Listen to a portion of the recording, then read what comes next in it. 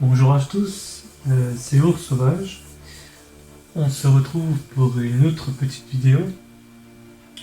Le sujet de cette vidéo, ça sera Lego. Pas les Lego qu'on emboîte, quoique c'est un très beau symbole parce que Lego c'est un emboîtement de choses carrées, donc de quelque chose du mental. Donc le symbole, la métaphore correspond vraiment pas mal. Alors qu'est-ce que c'est Lego? On entend parler beaucoup des Lego, combattre Lego, dépasser Lego, etc. Bon, la connaissance de soi, qui on est. Voilà, donc c'est toutes ces choses qu'on va essayer d'aborder dans cette vidéo. Donc j'ai toujours refaire mon petit dessin. Donc Lego, il se trouve déjà, on va dessiner le corps physique. Je fais très simple, hein. Pas forcément. C'est pas forcément exactement la représentation exacte. C'est juste pour simplifier, pour que ce soit plus simple à comprendre. Donc là, le corps émotionnel, et autour, le corps mental, et juste pour représenter schématiquement la conscience. Alors, les petits points, parce que la conscience, en fait, c'est bien plus que cela. Elle n'a pas de forme, elle n'a pas de limite, elle est partout. Donc, elle fait partie de l'âme. Donc, c'est pour ça que je la représente comme ça, pour que ce soit un peu plus simple à représenter, pour que vous compreniez. Donc, l'ego, qu'est-ce que c'est? L'ego, où il se situe? Alors, vous êtes tous, l'ego, c'est les pensées. Déjà l'ego,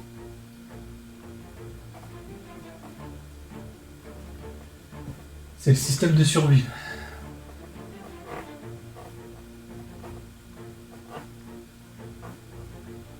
C'est le système.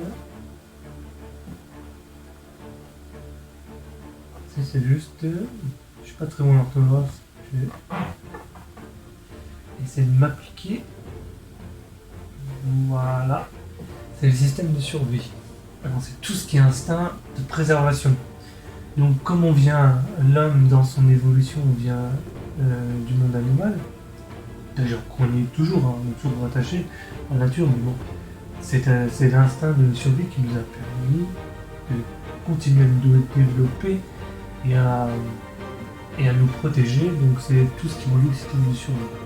Donc c'est tout ce qui nous préserve entre guillemets de la mort, des obstacles, voilà, c'est tout ça. Ensuite, l'ego, c'est la concept, c'est le concept, c'est les concepts. Donc l'ego, il conçoit en observant tout ce qui est autour de soi. Donc une étiquette, un arbre, voilà. Il met une étiquette arbre. Voilà. Donc il étiquette dans son environnement, ça c'est un arbre. Il représente tout comme ça. Ça c'est une fleur, ça c'est une table, ça c'est une chaise, etc. Donc c'est les concepts. C'est les étiquettes de tout ce qui l'entoure.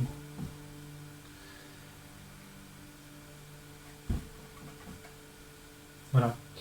Mais surtout, ce que c'est les concepts, et aussi c'est l'image de soi.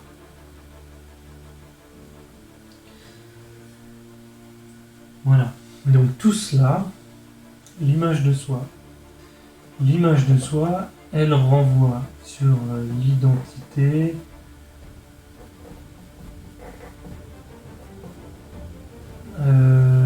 et tout ce qui vient avec les concepts. Voilà. Bon, je vais pas rentrer dans les détails, mais c'est vraiment pour donner les trois grands axes en fait qui sont reliés à l'ego.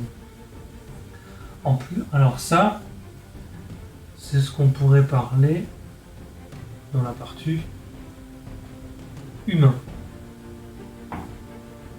Voilà, tout le monde qui vit, on va dire, entre guillemets, dans la société actuellement, et qui ne se pose pas de questions, vit de manière humaine. Ensuite, il vient ce qu'on appelle l'ego.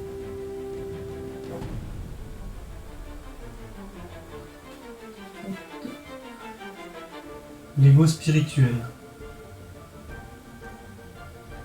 Alors, c'est dans l'introspection. Dans l'introspection, on va faire pénétrer l'énergie divine, et donc l'image de soi, l'ego va s'identifier à Dieu. Voilà. Tous ces concepts et ces images sont reliés. Pour reprendre quelques bonnes expressions qu'on voit déjà comme dans un disque dur. Et tout ça, ça vient dans le corps mental.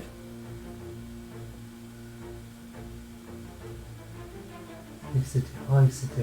Il y en a des millions, des milliards, autant de concepts que... Voilà. Il y en a plein. Alors, voilà.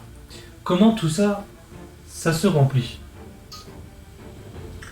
Ça se remplit par l'éducation. Alors, l'ego se forme par l'éducation.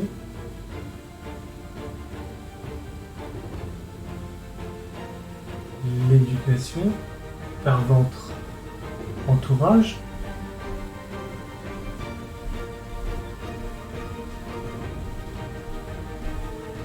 Et par l'expérience.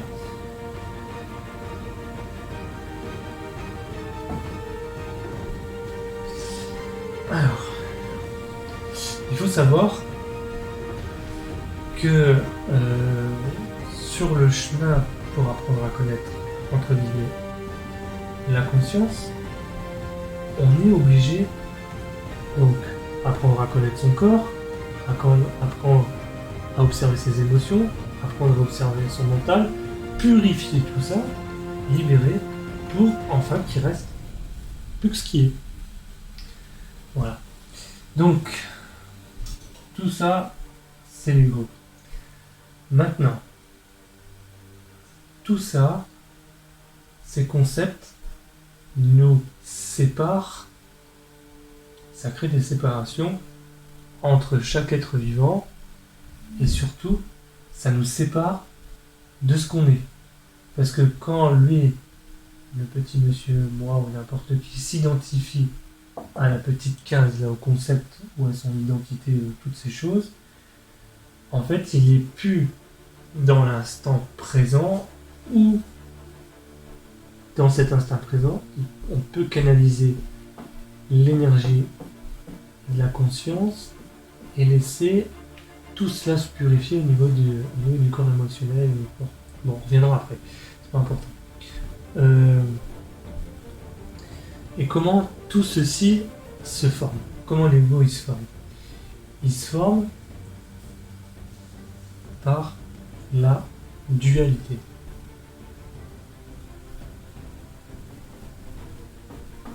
La dualité, c'est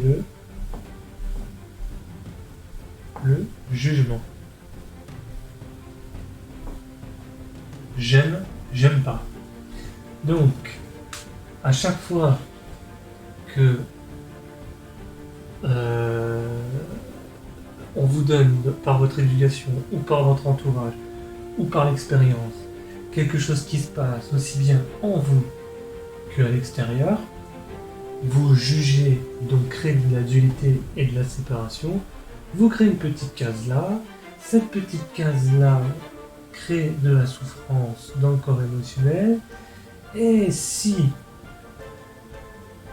ça, vous continuez à le nourrir dans la pensée et dans l'émotionnel, donc ça fait une boucle qu'on appelle l'illusion et le samsara, et au fur et à mesure, ça vient attaquer le corps physique.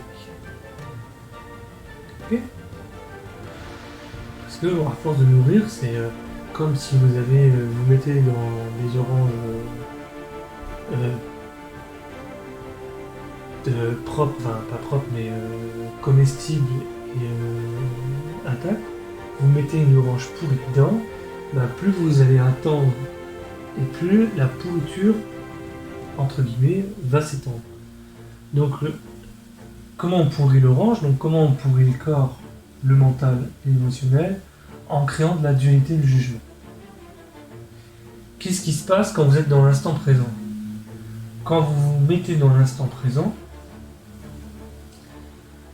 toute cette lumière qui est reliée à la console, à la conscience, pénètre à l'intérieur de vous.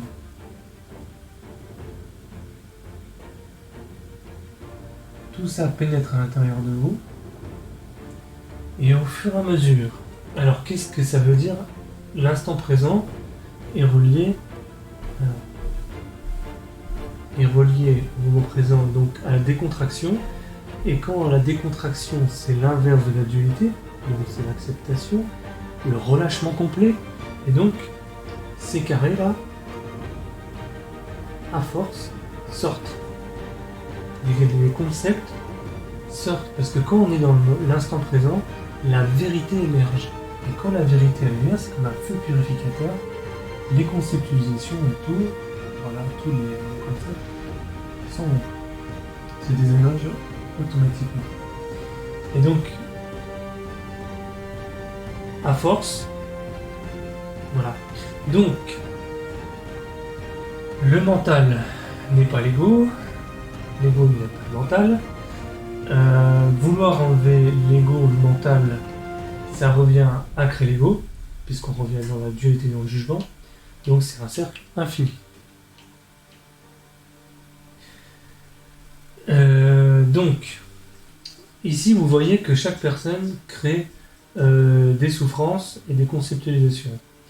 Au niveau d'une échelle d'un pays, d'une nation, d'un village, quelque chose, quand les gens entretiennent les mêmes concepts, donc les mêmes émotions qu'il peut y avoir de colère, de toutes ces choses qui sont ici, se relient les uns aux autres, grossissent, et c'est comme ça qu'il y a des énormes souffrances, comme les guerres mondiales qu'il y a eu, qui émergent et provoquent des grosses guerres des gros conflits pour libérer en fait cette charge. Parce que cette charge-là, qu'est-ce qu'elle veut? Elle veut se libérer. Bon voilà, ça c'était une parenthèse. Bon. Alors. Je vais juste effacer tout ça et refaire bien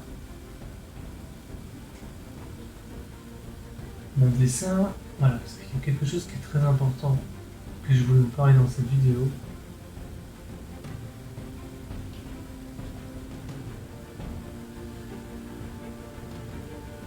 Il y a quelque chose de vraiment très important. Dépêche. Hop, hop. Hop. Donc le truc qui était vraiment important. Voilà. Donc, derrière ces petits carrés là, ces formes de pensée qu'on appelle des schémas. Ces schémas là, c'est des pensées qu'on nourrit. Donc derrière, qu'est-ce qu'il y a? Il y a une entité qui se crée. Et c'est une entité qu'on nourrit d'énergie. Ces entités peuvent venir des parents, de votre entourage, ou créées par l'expérience que vous avez fait. Donc ce sont des peurs. Donc l'écosystème de survie, on revient au niveau de la peur.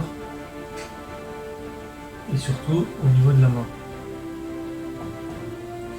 Donc les entités là, ça s'appelle des schémas. Ici au niveau émotionnel, on appelle ça dans l'ésotérisme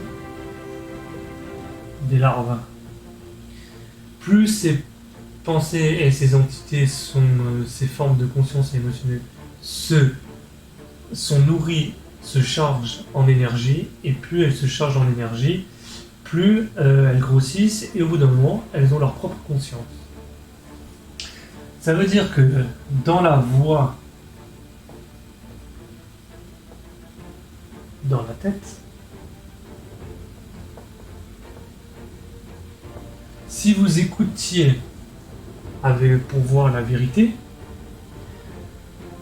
c'est quelque chose, donc une entité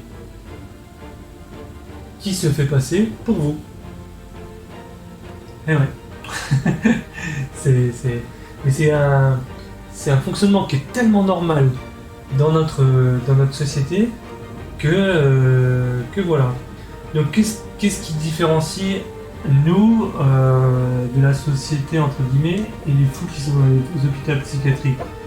C'est simplement que nous, la pensée, elle est à peu près, on va dire, on essaie de la contrôler, donc on essaie de pas qu'elle sorte, ou on n'est pas complètement identifié, mais quelqu'un qui est à l'hôpital psychiatrique, en fait, il a une ouverture qui s'est faite pour se purifier, ou il y a eu quelque chose qui s'est passé, ça s'est ouvert, et la conscience s'est complètement identifiée, en fait, à l'identité, donc la personne devient, l'inconscient devient complet, et c'est l'entité qui contrôle.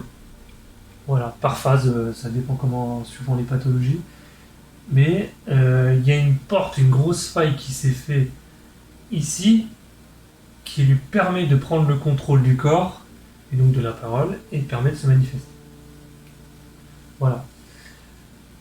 Et donc, ce qui peut arriver, c'est que ces larves, une fois, si on se purifie, ces larves, soit on les transmute, ou soit elles se décrochent, et donc après, elles vont essayer de trouver un nouvel hôte sous la même fréquence d'énergie, donc vampiriser quelqu'un d'autre.